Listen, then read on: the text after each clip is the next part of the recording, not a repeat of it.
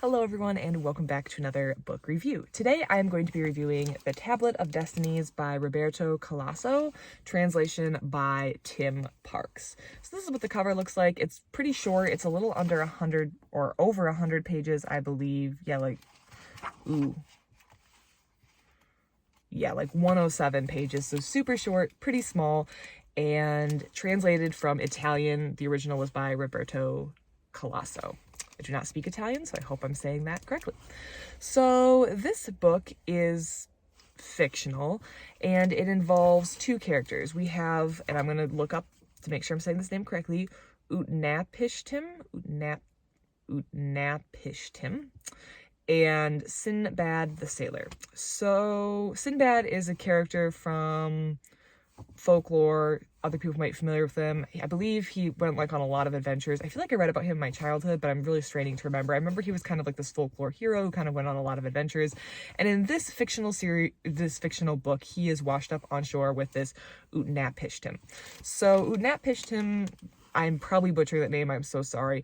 He is kind of analogous to the biblical Noah in the terms of they stem from the same story. So there is a flood. Basically the Babylonian gods are really annoyed that there's a bunch of noise, and they're going to send a flood to wipe away all the humans because they're being very loud and they can't rest. I believe that was the gist of that story.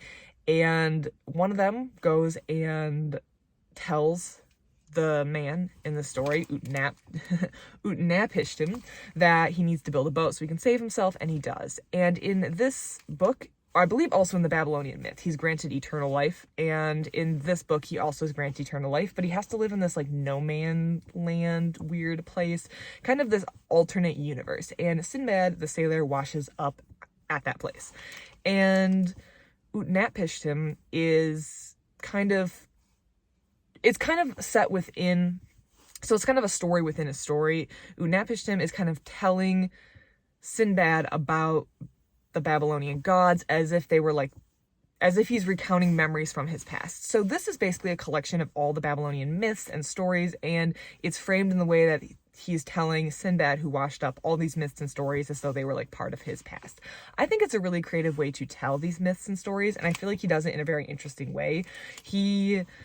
It's very short too, that's what I was pointing here. So he kind of condenses them all, and he says he has them in modern text. So I've read a lot of these in the almost direct translation, where there's a lot of repetition, a lot of those Mesopotamian literary conventions that are being used.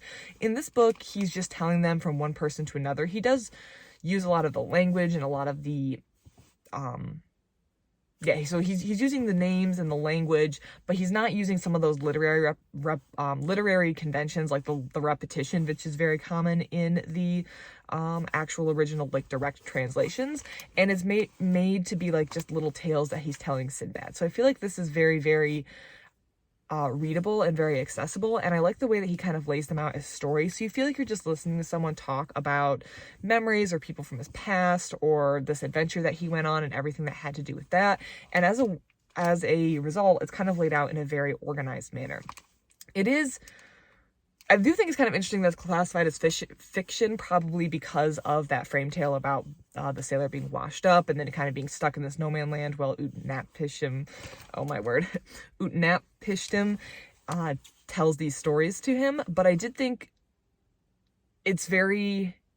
it tells a lot of the stories that, as someone who's read some of these myths, I'm very familiar with.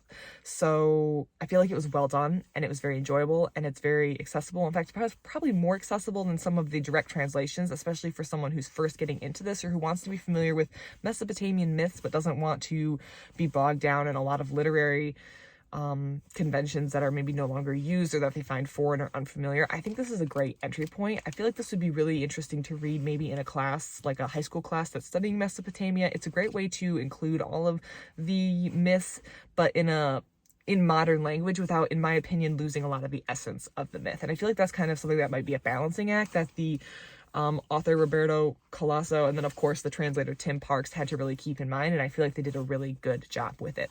I would probably give this a 3.5 star.